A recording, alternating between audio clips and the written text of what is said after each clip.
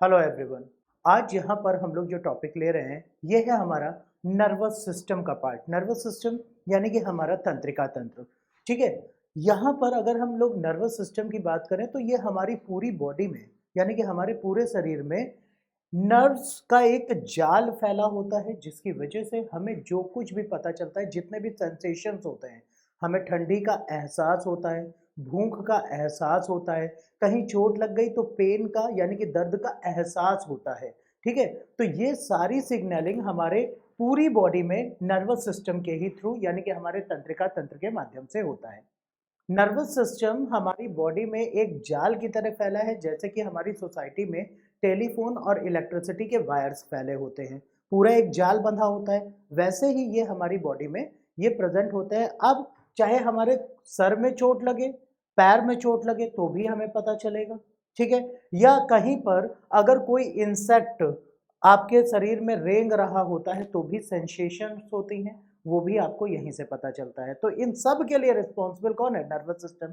अब nervous system किससे मिल करके बना होता है? तो इसके लिए बेसिक रिस्पॉन्सिबल जो सेल्स होती हैं उनको हम लोग कहते हैं नर्व सेल यानी कि तंत्रिका कोशिका। ठीक है, nerve cell it is the longest cell of the body यानी कि हमारे शरीर की जो सबसे लंबी कोशिका है, लॉन्गेस्ट सेल है, वो हमारी कौन सी है? नर्व सेल है। दूसरी चीज अगर देखें, वर्ल्ड में अगर देखा जाए पूरे विश्व की सबसे लंबी कोशिका कौन सी है, तब भी नर्व सेल का नाम आएगा। अब नर्व सेल का जो स्ट्रक्चर है ये काफी कॉम्प्लेक्स होता है, इसमें कई चीजें इन्वॉल्व होती हैं। जैसे कि यहाँ पर आप लोग स्ट्रक्चर देख सकते हैं कि ये हमारा क्या है? नर्व सेल यानी कि तंत्रिका कोशिका का एक यहाँ पर स्ट्रक्चर है, एक तंत्रिका कोशिका है। अब इसमें नर्व सेल में आप देखिए यानी कि तंत्रिका कोशिका में अगर देखिए तो क्या क्या चीजें हैं जो यहाँ पर आपको ब्रांच लाइक स्ट्रक्चर दिख रहे हैं, इनको कहा जाता है बेटा डेंड्राइट्स। डेंड्राइट्स यानी कि शाखाएं भी इनको कह देते हैं। और यही डेंड्राइट्स दूसरी नर्व सेल के जो आपका सिनेप्टिक नोड्स होते हैं, ठीक है, यहाँ पर जो एक्सॉन टर्मिनल भी इनको कहते हैं, और यहाँ पर अगर देखा जाए तो इनको एक्सॉन टर्मिनल या सिनेप्टिक नोड्स कहा जाता है। और ये डेंड्राइट्स पूरी तरीके से चिपके नहीं होते हैं, यहाँ पर अगर देखा जाए तो ये कुछ इस तरीके से डेंड्राइट्स जो हैं यहाँ पर अटैच होते हैं। कुछ ये आपका स्ट्रक्चर हो गया। अब इनके बीच में यहाँ पर क्या होता है बेटा कि आपके यहाँ पर न्यूरोट्रांसमीटर्स फिल रहते हैं। ठीक है, जो बीच में आपके क्या होते हैं? न्यूरोट्रांसमीटर्स। ठीक है, न्यूरोट्रांसमीटर्स यहाँ पर प्रेजेंट होते हैं। और ये न्यूरोट्रांसमीटर क्या करते हैं बेटा? न्यूरोट्रांसमीटर्स सिग्नल्स को एक सेल से दूसरे सेल में पहुंचाने का काम करते हैं। ठीक है, अब यहीं पर जो आपका जंक्शन पॉइंट होता है यानी कि दो तंत्रिकाओं के बीच का जोड़, ये क्वेश्चन कई बार डिफरेंट एग्जाम्स में रिपीट हुआ है। The junction between two nerve cell यानी कि दो तंत्रिकाओं के बीच का जोड़ क्या कहलाता है? तो उसको हम लोग सिनैप्स कहते हैं या सिनैप्टिक नॉब्स कहा जाता है। ठीक है, सिनैप्टिक नॉब, या यहाँ पर हम लोग अगर देखें तो ये तो सिनैप्टिक नॉब हो गए, इस पोर्शन को हम लोग कहते हैं सिनैप्स। ठीक है, क्या कहलाता है? That is known as synapse. ठीक है, सिनैप्स कहलाता है। अब नर्व सेल के स्ट्रक्चर यानी कि इसकी संरचना की हम लोग बात करें तो नर्व सेल के स्ट्रक्चर में क्या होता है कि नर्व सेल हमारी कैसी सेल है? सबसे पहला पॉइंट तो बेटा ये हमारी यूकैरियोटिक सेल है। Nerve cell is a eukaryotic cell. Eukaryotic cell का मतलब क्या होता है बेटा? जिनके कैरेक्टर्स एडवांस होते हैं, वो सभी कोशिकाएं जिनके लक्षण क्या होते हैं? बहुत ज्यादा एडवांस विकसित होते हैं, उनको हम लोग यूकैरियोट्स की कैटेगरी में रखते हैं। और इनका जो पहला कैरेक्टर है कि presence of nucleus in it यानी कि उनमें केंद्रक की उपस्थिति, यानी कि जितनी भी यूकैरियोटिक सेल्स होंगी उनमें न्यूक्लियस यानी कि क्या प्रेजेंट होगा बेटा? उन सभी में केंद्रक उपस्थित होता है। ठीक है, और साथ ही साथ यहाँ पर देखें तो जो लेंथ में यानी कि लंबाई में जो भाग होता है, इस पोर्शन को कहा जाता है एक्सॉन। ठीक है, ये पोर्शन क्या कहलाता है? हमारा एक्सॉन कहलाता है। अब यहीं पर एक्सॉन्स के ऊपर अगर हम लोग देखें तो एक्सॉन के ऊपर बेटा क्या प्रेजेंट होता है? यहाँ पर ये जो येलो कलर से आपको दिख रही हैं, इनको कहा जाता है माइलिन शीथ। ठीक है, ये क्या है, माइलिन शीथ। ठीक है, क्या प्रेजेंट होती है, माइलिन शीथ प्रेजेंट होती है। माइलिन शीथ क्या काम करती हैं कि नर्व सेल के एक्सॉन को प्रोटेक्ट करने का काम करती हैं, यानी कि इसको सुरक्षा प्रदान करती हैं। ये कुछ वैसे ही है जैसे आप फिंगर को या अपने पैर को बीच में पट्टी से बांध दें, ऊपर कवरिंग हो जाती है। ठीक है, और माइलिन शीथ की थिकनेस यानी कि इनकी मोटाई जैसे जैसे बढ़ती है तो हम लोगों में क्या होता है कि किसी भी काम को करने के लिए जो परफेक्शन आता है यानी कि महारत आता है वो माइलिन शीथ की थिकनेस पर डिपेंड करता है, यानी कि इनकी मोटाई पर निर्भर करता है।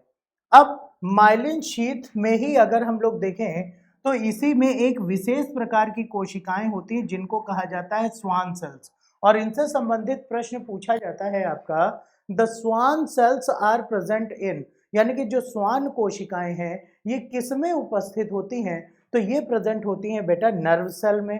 अगर पूछा जाए कि नर्व सेल के किस भाग में उपस्थित होती हैं, यानी कि in which part of the nerve cell the Schwann cells are present, तो ऑन माइलिन शीथ, यानी कि ये किस में होंगी बेटा, ये माइलिन शीथ में होंगी।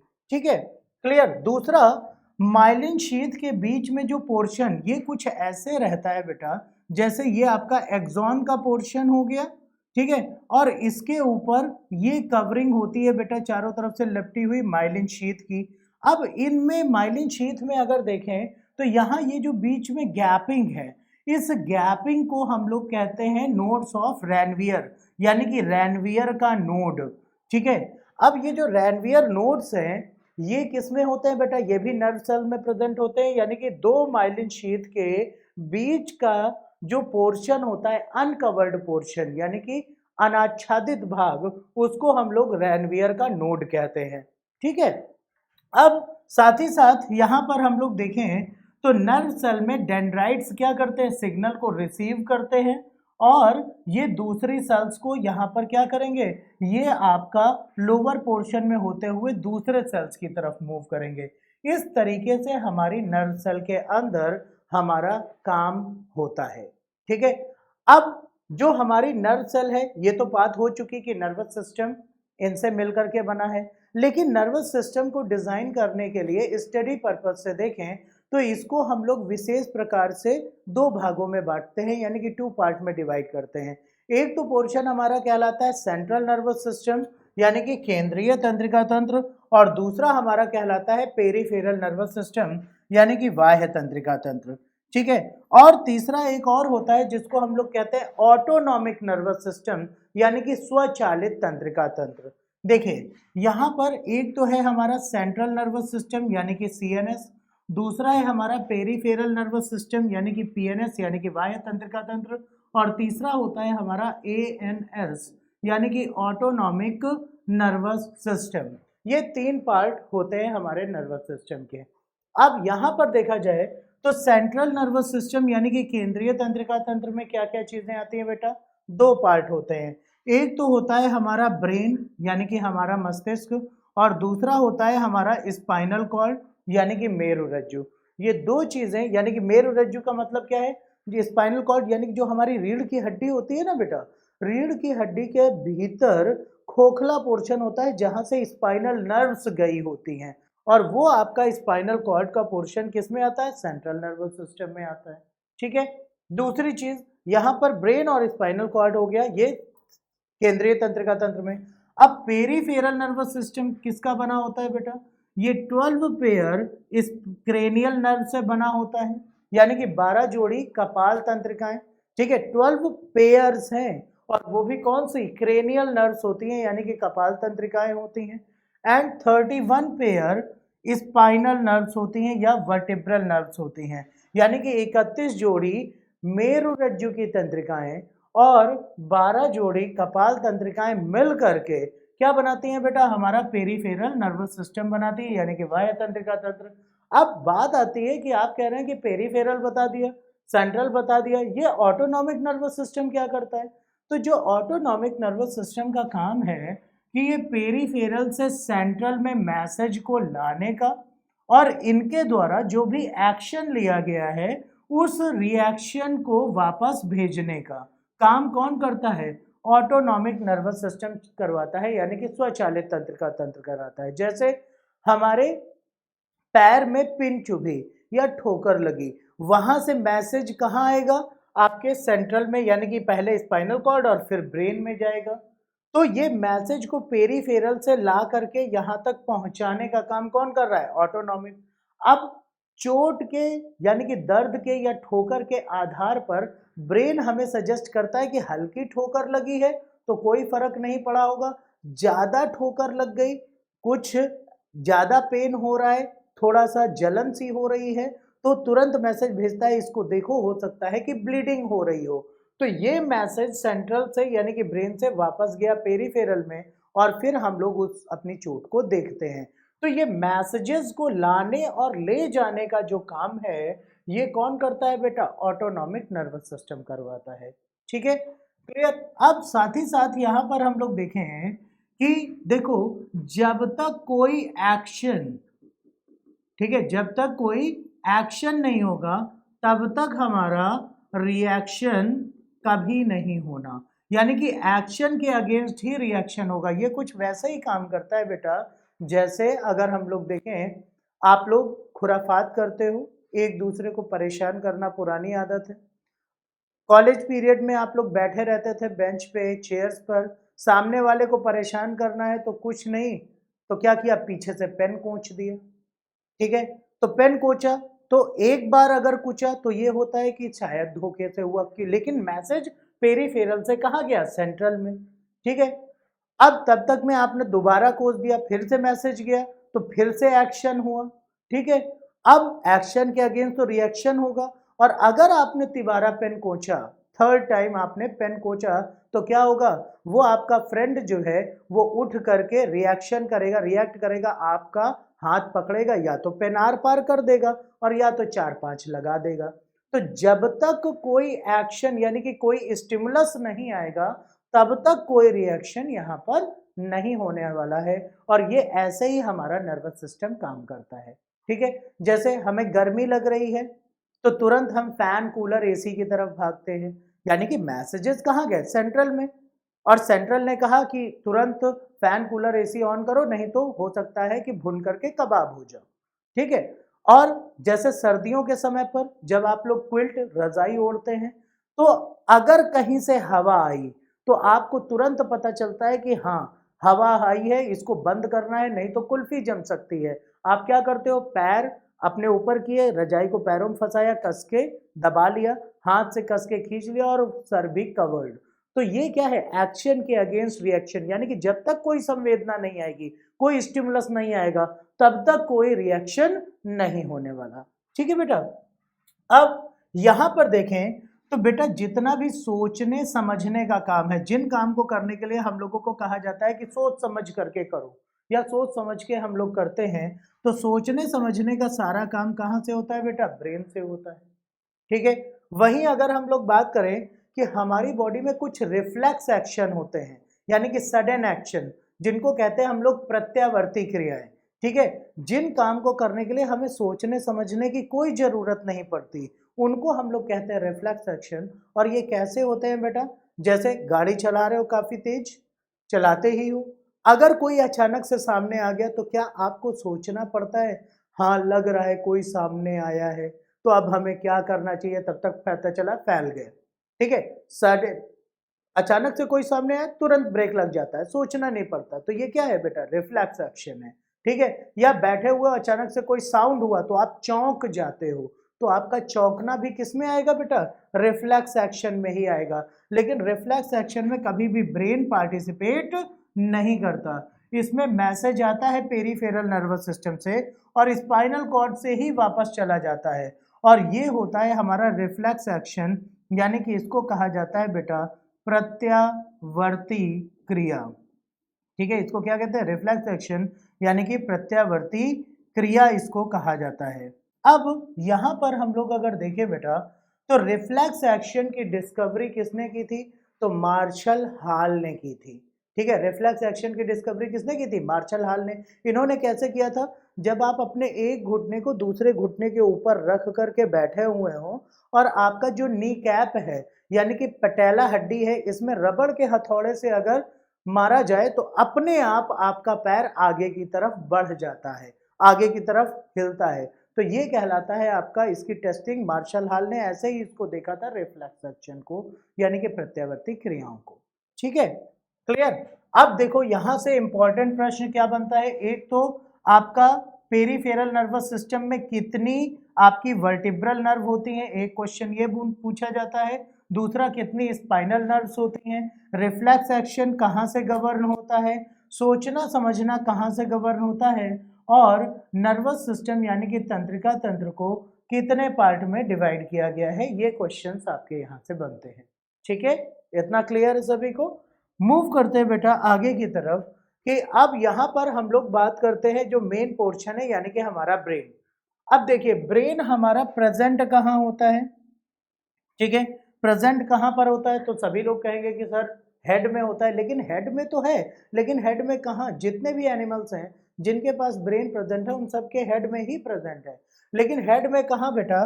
तो हमारा जो स्कल होता है यानी कि खोपड़ी होती है, इस खोपड़ी में ये जो पोर्शन है जो कि आपका ब्रेन का कवर बनाती है, और इस पोर्शन को हम लोग क्या कहते हैं बेटा?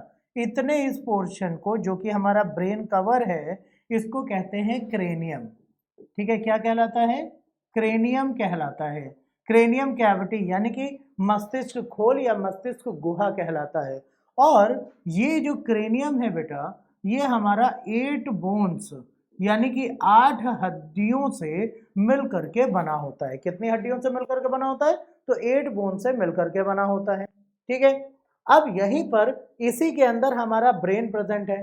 ब्रेन और क्रेनियम के बीच में यहाँ पर एक फ्लूइड भी प्रेजेंट होता है यानी कि एक लिक्विड यहाँ पर फिल्ड रहता है। और इस लिक्विड की अगर हम लोग बात करें, जो लिक्विड फिल्ड रहता है, इस लिक्विड को हम लोग क्या कहते हैं बेटा? CSF कहते हैं। क्या कहा जाता है? CSF यानी कि cerebro spinal fluid, cerebro spinal द्रव्य कहा जाता है। इसका काम क्या है कि जब भी कभी हमारी बॉडी में शॉक लगते हैं, झटके लगते हैं, हम गिरते हैं, उछलते कूदते हैं, तो ब्रेन में कोई कहीं पर ये क्रेनियम से लड़ करके डैमेज ना हो जाए, इस डैमेजिंग से बचाने के लिए हमारे ब्रेन में क्या प्रेजेंट होता है बेटा? CSF प्रेजेंट होता है। अगर कभी CSF की कमी हो जाए यानी कि आपका जो सेरेब्रो स्पाइनल फ्लूइड है ये क्या हो जाए? कम हो जाए, तो न्यूरो डिसऑर्डर हो जाता है, व्यक्ति के अंदर शून्यता उत्पन्न हो जाती है, मतलब सडनली उसके बॉडी के सारे फंक्शन रुक जाएंगे, ऐसा लगेगा कि व्यक्ति निकल गया है। ठीक है, लेकिन ऐसा होता नहीं है। ठीक है, कि निकल जाए थोड़ी देर बाद वो फिर से रिवाइव हो जाता है। तो जो CSF है यानी कि सेरेब्रो स्पाइनल फ्लूइड, ये हमारे ब्रेन और क्रेनियम के बीच में प्रेजेंट होता है और ब्रेन को प्रोटेक्ट करने का इसका काम होता है। साथ ही साथ यहाँ पर हमारा जो ब्रेन है बेटा, ये अच्छी तरीके से कुछ थ्रेड लाइक स्ट्रक्चर से यानी कि तंतुनुमा संरचनाओं से बंधा हुआ रहता है। अच्छी तरीके से ये जो खांचे हैं यहाँ पर ये क्या होता है? अच्छी तरीके से सिला हुआ या गुथा हुआ रहता है। और इन थ्रेड लाइक स्ट्रक्चर्स को हम लोग क्या कहते हैं बेटा? इन थ्रेड लाइक स्ट्रक्चर्स को कहा जाता है मेनिंजेस। क्या कहा जाता है? मेनिंजेस कहा जाता है। और ये जो मेनिंजेस हैं ये क्या करती हैं बेटा? ये मेनिंजेस हमारे ब्रेन को अच्छी तरीके से बांधे भी रखती हैं। साथ ही साथ अगर हम लोग देखें इसको, तो ब्रेन को बांधने के साथ साथ ये ब्रेन में ब्लड की सप्लाई का भी काम करती हैं, ताकि ब्रेन कहीं इधर उधर हिले ना। ठीक है, मेनिंजेस में भी कई टाइप्स होते हैं, ड्यूरामेटर्स होते हैं, इसी में होते हैं। ठीक है, ये डिफरेंट फंक्शंस को परफॉर्म करवाते हैं। ठीक है, अब यहाँ पर जो ब्रेन है हमारा, एक एडल्ट ह्यूमन का यानी कि एक वयस्क मनुष्य का ब्रेन का जो वेट होता है वो होता है 1400 ग्राम्स, यानी कि 1400 ग्राम का हम लोगों के मस्तिष्क का यानी कि एक वयस्क मनुष्य के मस्तिष्क का भार होता है। ठीक है, कितना? 1400 ग्राम। लेकिन अगर हम बात करें इसकी क्रेनियम कैपेसिटी की, यानी कि हमारे ब्रेन की जो कुल क्षमता होती है उस क्रेनियम कैपेसिटी की अगर बात की जाए तो ये होता है हमारा 1650 सीसी है, यानी कि 1650 क्रेनियम कैपेसिटी होती है हमारे ब्रेन की। लेकिन वेट कितना होता है बेटा? 1400 ग्राम्स होता है एक वयस्क मनुष्य का, ठीक है। और ये वजन भी, और क्रेनियम में कितनी हड्डियां होती हैं, और साथ ही साथ CSF, ये तीनों क्वेश्चंस कई बार रिपीट हुए हैं डिफरेंट एग्जाम्स में, ठीक है बेटा। अब ब्रेन को स्टडी पर्पज से देखें तो हम लोग इसको डिफरेंट पार्ट में डिवाइड करते हैं। अब इसमें देखा जाए तो ब्रेन को हम लोग फोर ब्रेन, मिड ब्रेन और हाइंड ब्रेन, यानी कि अग्र मस्तिष्क, मध्य मस्तिष्क और पश्चिम मस्तिष्क, इन तीन पार्ट में हम लोग इसको डिवाइड करते हैं।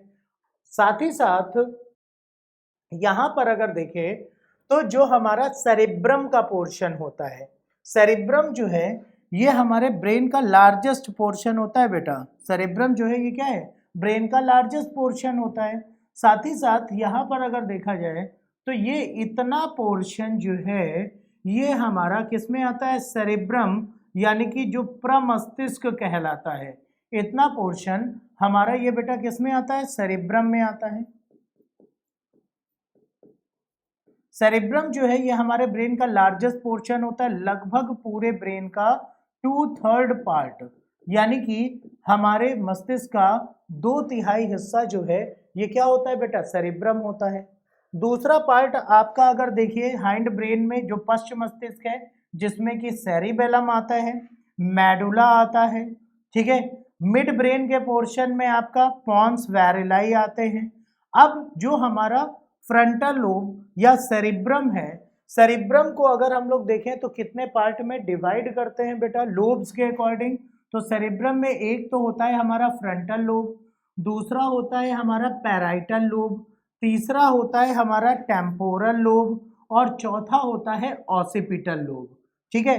जो रशियन स्नाइपर्स होते हैं, रशियन स्नाइपर्स को इस चीज की ट्रेनिंग दी जाती है कि वो जब भी कभी बुलेट फायर करे तो वो व्यक्ति के ऑसिपिटल लोब में जरूर हिट करे, क्योंकि यहीं से जो विजन है, यानी कि हमारे देखने की क्षमता है, और साथ ही साथ बॉडी के फंक्शंस हैं, वो गवर्न होते हैं। तो ऑसिपिटल लोब डैमेज तो व्यक्ति देख नहीं पाएगा, और डैमेज होगा तो उसकी मृत्यु तुरंत तो हो जाएगी ऑन द स्पॉट, बिना रुके, ठीक है, जरा भी देरी किए बिना, ठीक है। तो जो हमारा सेरिब्रम का पोर्शन है ये सबसे लार्जेस्ट पोर्शन है, और इसके 4 पार्ट होते हैं, frontal lobe, parietal lobe, temporal lobe और ऑसिपिटल लोब, ठीक है बेटा। अब यहाँ पर जो मेजर क्वेश्चंस बनते हैं कि हमारे ब्रेन के किस पोर्शन से कौन कौन से फंक्शंस गवर्न होते हैं, ठीक है। तो यहाँ पर हम लोग अगर देखें कि जो हमारा सेरिब्रम होता है ये लार्जेस्ट पोर्शन होता है, जो कि हमारा फोर ब्रेन का पार्ट है। इसी में फोर ब्रेन में सेरिब्रम के अलावा इंटरनल स्ट्रक्चर में देखें तो यहाँ पर क्या होते हैं बेटा? थैलेमस होता है, ठीक है, थैलेमस होता है और हाइपोथैलेमस होता है, ठीक है, थैलेमस और हाइपोथैलेमस होता है, ठीक। वहीं दूसरे नंबर पर अगर हम लोग देखें तो जो हमारा मिड ब्रेन होता है, मिड ब्रेन में एक तो होता है पॉन्स वैरिलाई, ठीक है, और दूसरा होता है कार्पोरा क्वाड्रिजामिन। और मिड ब्रेन से कभी कोई क्वेश्चन नहीं पूछा जाता, ना ही पूछा गया है। वही जो हाइंड ब्रेन है, हाइंड ब्रेन यानी कि पश्चिम मस्तिष्क, उसमें आता है सेरिबेलम और मेडुला ऑब्लांगाटा। तो जिन पोर्शन से क्वेश्चंस आपके बनते हैं, एक तो सेरिब्रम से बनते हैं, दूसरा हमारा बनता है हाइपोथैलेमस से, तीसरा हमारा बनता है सेरिबेलम से, और चौथा हमारा बनता है मेडुला से। यहाँ से इन 4 पोर्शन से ही सबसे ज्यादा आपके क्वेश्चंस बनते हैं जो कि रिपीट होते हैं, ठीक है। तो यहाँ पर हम लोग अगर देखें बेटा तो देखते हैं कि इन डिफरेंट पोर्शंस के फंक्शंस क्या क्या है। तो सबसे पहले कि अगर हम लोग बात करें ब्रेन में, तो ब्रेन से रिलेटेड कुछ फैक्ट्स हम लोग जान लेते हैं, ठीक है, कि जो हमारा ब्रेन होता है ये हमारा जो नर्वस सिस्टम है यानी कि तंत्रिका तंत्र है उसका लार्जेस्ट पोर्शन होता है। साथ ही साथ ब्रेन में लगभग 100 अरब, ठीक है, 100 अरब यानी कि 100 बिलियन क्या होते हैं? न्यूरॉन्स होते हैं हमारे ब्रेन में। ठीक है, यानी कि अकेले हमारे ब्रेन में कितने न्यूरॉन्स होते हैं बेटा, यानी कि नर्व सेल कितनी होती हैं, लगभग 100 बिलियंस, यानी कि 100 अरब यहाँ पर न्यूरॉन्स होते हैं। अब देखिए यहाँ पर एक पॉइंट लिखा है मल्टीपोलर न्यूरॉन्स, ठीक है, मल्टीपोलर यानी कि बहुध्रुवीय न्यूरॉन्स का मतलब क्या है बेटा, आप लोगों को पहले ही हमने नर्व सेल का स्ट्रक्चर दिखाया था यहाँ पर। तो ये देखिए यहाँ पर क्या है बेटा, मल्टीपोलर का मतलब क्या है कि यहाँ पर देखिए डेंड्राइट्स हैं और इनके डायमेंशंस कई सारे हैं, डिफरेंट डिफरेंट हैं, ठीक है। तो ये आपके हैं और साथ ही साथ अगर देखा जाए तो यहाँ पर पोलरिटी के बेसिस पर दूसरे एंड पर भी कई सारी ब्रांचेस होती हैं, इस आधार पर इनको कहा जाता है मल्टीपोलर, ठीक है। यूनिपोलर में क्या होगा, सिर्फ एक ही, जैसे आप अगर देखिए ये आपका डेंड्राइट है, ये नर्व सेल हो गई और यहाँ पर आपका क्या है, ये यूनिपोलर आपका नर्व सेल हो गई। बाइपोलर नर्व सेल में क्या होता है, बीच में ये आपकी नर्व सेल है और इसी में एक तरफ ये डेंड्राइट्स निकला हुआ है और दूसरी तरफ ये डेंड्राइट्स निकला हुआ है, तो ये हो गया बाइपोलर। और तीसरे नंबर पर आपका जो मल्टीपोलर है, तो मल्टीपोलर नर्व सेल में क्या होगा, ये एक डेंड्राइट हो गया, दूसरा ये डेंड्राइट हो गया, तीसरा ये डेंड्राइट हो गया, यानी कि विभिन्न ध्रुवों से अलग अलग डायमेंशन से इसमें क्या होते हैं, इसमें यहाँ पर जो डेंड्राइट्स निकले होते हैं, इसलिए इनको कहा जाता है मल्टीपोलर न्यूरॉन्स, ठीक है, क्लियर। तो यहाँ पर जो हमारा ब्रेन है, ब्रेन में आपके क्या होते हैं बेटा कि यहाँ पर 100 बिलियन वो भी मल्टीपोलर न्यूरॉन्स यानी कि बहुध्रुवीय न्यूरॉन्स होते हैं। और ब्रेन हमारे नर्वस सिस्टम का बहुत ही कॉम्प्लेक्स स्ट्रक्चर होता है, बहुत ही जटिल हिस्सा होता है। इससे हमारे शरीर में जितने भी फंक्शंस है, चाहे वो हार्मोनल सिक्रीशन हो, चाहे बॉडी की ग्रोथ हो, चाहे सेंसेशन हो, चाहे अट्रैक्शन हो, ये सारी चीजें यहीं से गवर्न होती हैं, ठीक है। साथ ही साथ जो सेरिब्रम है, इसको हमने बताया कि ये हमारे मस्तिष्क का सबसे बड़ा हिस्सा होता है, कितना, approximately 2/3 part of whole brain.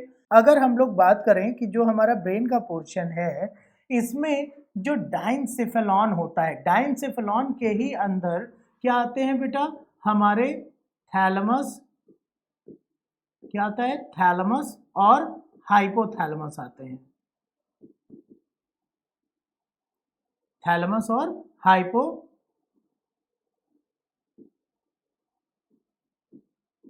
आते हैं, ठीक है, थैलेमस और हाइपोथैलेमस ये डाइनसेफेलॉन में आते हैं। अब डाइनसेफेलॉन का काम क्या होता है, जितना भी हमारा सेंसरी इनपुट होता है, सेंसरी इनपुट यानी कि संवेदनाओं का संचयन होता है, जो हम लोग इनपुट देते हैं, वो सारी चीजें आपकी कहाँ से होती है, डाइनसेफेलॉन से होती हैं। सेरेबेलम की अगर बात की जाए तो सेरेबेलम का मेन काम होता है ये मस्कुलर मूवमेंट। देखिए जैसे आपको यहाँ पर हम समझा रहे हैं, लेकिन साथ में समझाने में हमारे बॉडी मूवमेंट हो रहे हैं, हेड का मूवमेंट हो रहा है, हैंड का मूवमेंट हो रहा है, बॉडी का मूवमेंट होता है। तो ये बॉडी मूवमेंट या जो बॉडी लैंग्वेज हम लोग कह देते हैं, ये आपका कौन कहाँ से गवर्न होता है बेटा, तो सेरिबेलम का जो पोर्शन होता है, यहाँ से मसल्स का मूवमेंट होता है और कोऑर्डिनेशन करता है।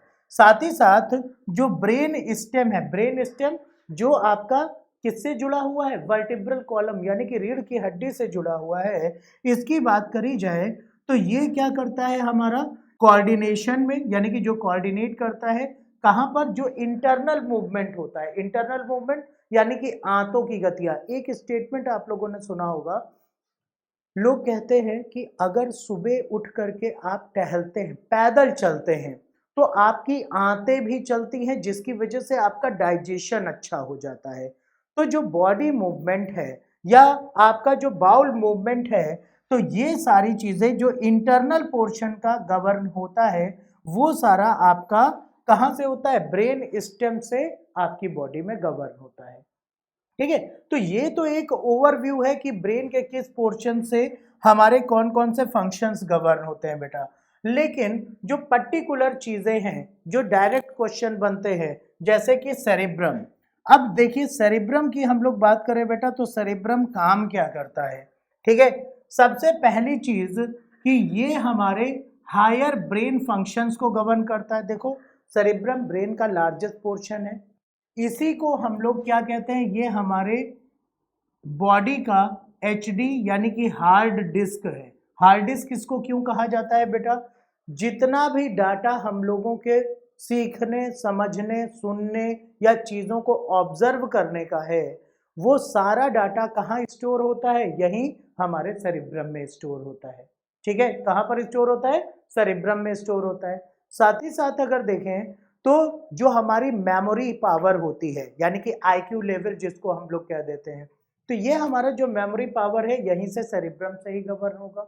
साथ ही साथ अगर देखें तो यहाँ से आपका जो लैंग्वेज एबिलिटी है, लैंग्वेज एबिलिटी यानी कि भाषाओं का ज्ञान, ठीक है, या भाषा ज्ञान जो होता है ये भी यहीं से गवर्न होता है। भाषा ज्ञान जैसे हिंदी और इंग्लिश ये मोस्ट कॉमन है कि लगभग सभी लोगों को आती है, लेकिन कुछ लोग ऐसे भी होंगे जिनको भोजपुरी भी आती होगी अच्छे से, कुछ लोगों को मारवाड़ी या सिंधी आती होगी, कुछ लोगों को पंजाबी भी आती होगी। साथ ही साथ अगर हम लोग देखें तो कुछ लोग ऐसे भी होंगे जिनको बंगाली भी आती होगी।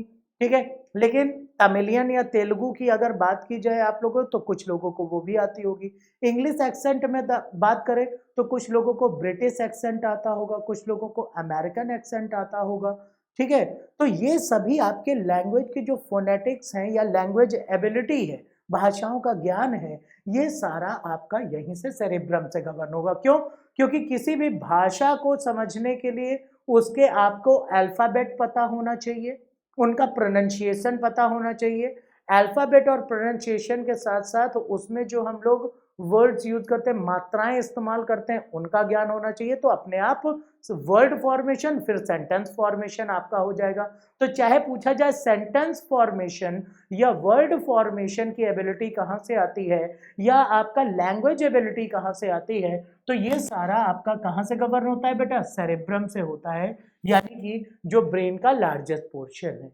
ठीक है, साथ ही साथ यहाँ पर जितने भी सेंसरी इंटरप्रिटेशन होते हैं यानी कि सेंसरी इनपुट होते हैं, उनको एनालाइज करने का काम भैया ये हार्ड डिस्क है। हार्ड डिस्क में सारी चीजें हमें पता है कि कहाँ पर क्या होता है। कोई नया मैसेज आया तो उसको एनालाइज करने का काम किसका है, सेरेब्रम का। जैसे आप लोगों ने एक मुहावरा भी सुना होगा कि दूध का जला माठा भी फूंक के पीता है। ठीक है, तो ये क्या है, ये एनालिसिस है। भाई गर्म दूध है, पी लिया, वो भी व्हाइट है, मट्ठा भी क्या है, व्हाइट है, और उसको अगर पिया दूध को तो जल गए हो। अब पता चला कि आपको मट्ठा दिया गया और वो गर्म नहीं है, लेकिन फिर भी फूंकने की आदत है कि ठंडा कर ले, नहीं जीभ जल जाएगी। तो कोई भी सेंसरी इनपुट है उसको एनालाइज करने का काम भी किसका है, यही सेरिब्रम का है। ठीक है, साथ ही साथ ये हमारे शरीर में क्या करता है कि जो वॉलेंट्री मसल्स होती हैं, देखो वॉलेंट्री मसल्स कौन सी मसल्स होती हैं बेटा, वो सभी मसल्स जिनको आप अपनी इच्छा अनुसार चला सकते हो। जैसे आपको कहा जाए लिखने के लिए, आपकी इच्छा है तो लिखोगे, नहीं इच्छा है तो नहीं लिखोगे। तो हाथ की जो मसल्स हैं इनका मूवमेंट क्या हो गया, वॉलेंट्री या इनवॉलेंट्री, तो वॉलेंट्री हो गया। ठीक है, तो ये भी उसमें पार्टिसिपेट करता है, पूरी तरीके से कवर नहीं करता, पार्टिसिपेट करता है।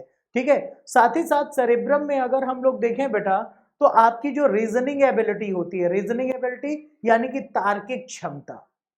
ठीक है, अगर आप कभी भी किसी से डिस्कशन करते हैं, ग्रुप डिस्कशन हो रहा है, डिस्कशन अगर करते हो तो डिस्कशन में अगर आप फैक्ट्स देते हो, ठीक है, कुछ स्टेटमेंट अलग से ऐड करते हो, तो आपके डिस्कशन के पॉइंट का वेटेज बढ़ जाता है। जैसे कभी भी आप लोगों ने अगर देखा हो, जब भी जो पॉलिटिकल लीडर्स, जो अच्छे पॉलिटिकल लीडर्स हैं, उनकी बात नहीं कर रहे हैं कि जो बस खाली मर्डर करके सीधे पहुंच गए हैं, उनकी बात नहीं की जा रही है, उनकी बात की जा रही है जो थोड़ा बहुत पढ़े लिखे हैं अच्छे से, और साथ ही साथ उनके पास ऑब्जर्वेशन पावर ज्यादा है, वो रीडिंग हैबिट है उनके अंदर, डिफरेंट डाटा कलेक्ट करने की उनके अंदर आदत है।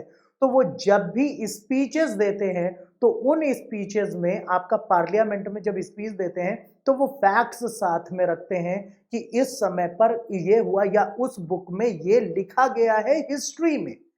तो ये सारी चीजें उनके स्टेटमेंट के वेटेज को बढ़ा देती है, और यहीं से आपकी रीजनिंग एबिलिटी यानी कि तार्किक क्षमता का डेवलपमेंट होता है।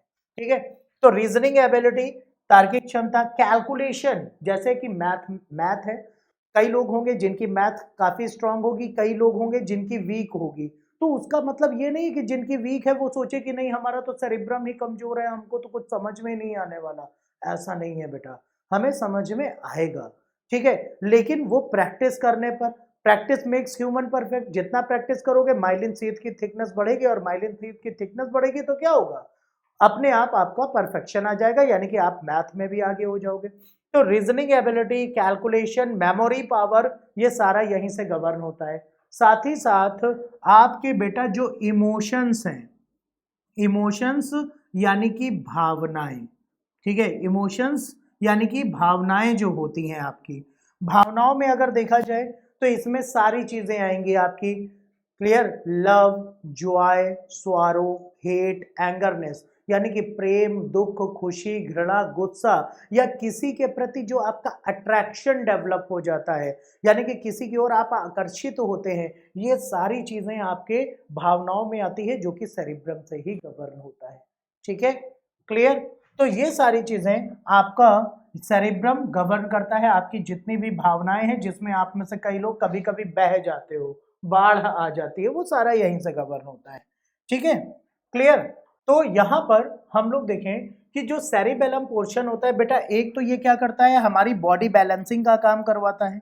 बॉडी बैलेंसिंग यानी कि आप लोगों को बताया था कि वॉलेंट्री मसल्स का एक्शन में तो सेरिब्रम काम कर रहा था, ठीक है, लेकिन यहाँ पर अगर हम लोग देखें कि जो सेरिबेलम है, सेरिबेलम क्या काम करता है, एक तो हमारे शरीर के अंगों की स्थिति, यानी कि हमारा जो सेंसरी, जो हमारा पोजीशन, बॉडी पोस्चर और पोजीशन है, बॉडी पार्ट्स को, उनको गवर्न करवाता है, यानी कि हमारे बॉडी स्ट्रक्चर या हमारी बॉडी पोस्चर कैसे रहेगा, हमारे चलने की तकनीक कैसे रहेगी, ये सारी चीजें यही सेरिबेलम से गवर्न होती हैं।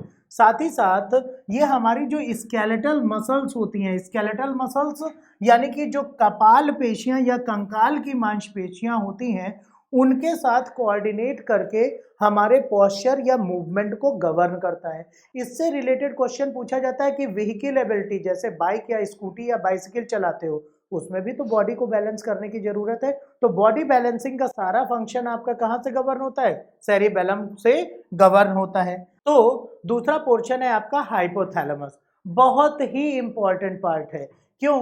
क्योंकि हाइपोथैलेमस हमारी बॉडी में जो भी हार्मोनल सिक्रीशन होते हैं, हार्मोनल सिक्रीशन यानी कि जो हमारा एंडोक्राइन सिस्टम होता है, यानी कि अंतःस्रावी तंत्र होता है, उसको गवर्न करने का काम यही करता है। साथ ही साथ ये हमारे बॉडी में होम्योस्टैसिस यानी कि साम्य अवस्था को भी बनाए रखने का काम करता है। देखिए, जैसे एक एज के बाद ही हमारी बियर्ड और मुस्टैचेस आती हैं, ऐसा तो नहीं है कि बच्चा पैदा हुआ उसके दाढ़ी और मूछें पहले से थी, ऐसा कभी होता है? कभी नहीं होता। एक एज के बाद जब आप एडल्ट स्टेज में आते हो, तब ये सारी चीजें होती हैं, और उनको गवर्न करवाने का काम किसका है? हाइपोथैलेमस का है, ठीक है। साथ ही साथ ये हमारे ब्लड प्रेशर को भी मेंटेन करता है, यानी कि रक्तचाप को भी नियंत्रित करता है, और हार्ट बीट को भी ये गवर्न करता है। साथ ही साथ ये हमारे बॉडी टेम्परेचर, ये क्वेश्चन सबसे ज्यादा पूछा गया है कि कौन सा ऐसा पार्ट है या मस्तिष्क के किस भाग से, ब्रेन के किस पोर्शन से हमारा बॉडी टेम्परेचर गवर्न होता है, तो हमारा कौन सा है बेटा? जो हाइपोथैलेमस है, यहाँ से बॉडी टेम्परेचर गवर्न होता है। साथ ही साथ वाटर बैलेंस में भी ये भागीदारी निभाता है, और इलेक्ट्रोलाइट बैलेंस, इलेक्ट्रोलाइट बैलेंस का मतलब क्या है? जैसे कभी भी आपको डिहाइड्रेशन हो जाता है, वाटर लॉस बॉडी से ज्यादा होता है, लूज मोशंस हो गए, तो बॉडी में इलेक्ट्रोलाइट्स की कमी हो गई, तो आपको ओआरएस दिया जाता है, या आपको अलग अलग चीजें, नींबू नमक चीनी पानी का घोल दिया जाता है। तो ये सभी आपकी बॉडी में इलेक्ट्रोलाइट के बैलेंस को मेंटेन करते हैं। तो इसको नेचुरली मेंटेन करने का काम किसका होता है बेटा? हाइपोथैलेमस का होता है, ठीक है, क्लियर। साथ ही साथ यहां पर देखा जाए तो मेन फंक्शन है बॉडी टेम्परेचर, भूख और प्यास यानी कि हंगर और थ्रस्ट को नियंत्रित करना, बॉडी टेम्परेचर, और साथ ही साथ हार्मोनल सिक्रीशन, ये सारा काम हाइपोथैलेमस से होता है, ठीक है। दूसरे नंबर पर देखें तो हाइपोथैलेमस हमारे बॉडी में हमारी जो रिप्रोडक्टरी पार्ट है, यानी कि रिप्रोडक्शन है, प्रजनन, भाई हार्मोन सिक्रीट होंगे तभी स्पर्म और ओवम का प्रोडक्शन होगा, और स्पर्म और ओवम यानी कि शुक्राणु और अंडाणुओं का प्रोडक्शन होगा तभी क्या होगा, रिप्रोडक्शन का प्रोसेस आगे चलेगा। ठीक है, तो उनको भी गवर्न करने का काम इसी का है, क्योंकि हाइपोथैलेमस आपका master of the master gland कहलाता है। ठीक है, क्लियर। साथ ही साथ आपकी जो स्लीपिंग आवर्स हैं यानी कि नींद आना, जगना, ये सारा यहीं से गवर्न होता है। ठीक है, क्लियर हुआ। अब यहां पर देखें तो जो मेडुला है, मेडुला को कहा जाता है the centre of nerve signal regulation, यानी कि ये हमारे तंत्रिका तंत्र के उद्दीपनों का केंद्र होता है।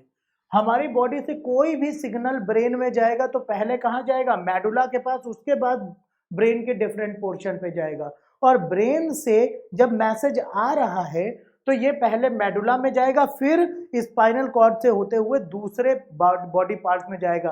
तो हमारी बॉडी में यानी कि हमारे शरीर में नर्व सिग्नल का जो रेगुलेटरी सेंटर होता है वो कौन होता है, मेडुला होता है, यानी कि मेडुला ऑब्लंगाटा। ठीक है, साथ ही साथ यहां पर अगर देखें तो ये हमारी बॉडी में जो इनवॉलेंट्री मसल्स हैं, यानी कि इनवॉलेंट्री मसल्स जिनको हम लोग कहते हैं अनैच्छिक पेशियां। ठीक है, क्या कहा जाता है, अनैच्छिक पेशियां, इनवॉलेंट्री मसल्स, इनको गवर्न करने का काम इसी का है। जैसे आईलिड का मूवमेंट, आपका रेस्पिरेटरी रेट, क्या कभी ऐसा हुआ कि बैठे हुए हो काम कुछ कर रहे हो अचानक से याद आया अरे सांस भी लेनी थी, ऐसा तो होता नहीं है, ये अपने आप होता है। तो इनवॉलेंट्री मसल्स का जो एक्शन है, हार्ट बीट है, आपने खाना खा लिया उसके बाद उसका डाइजेशन है वो अपने आप हो रहा है, उसमें आपको कहीं प्रेशर नहीं डालना पड़ता कि आंतों में खाना आगे बढ़े। ठीक है, तो ये सारी चीजें आपके मेडुला से ही गवर्न होती हैं।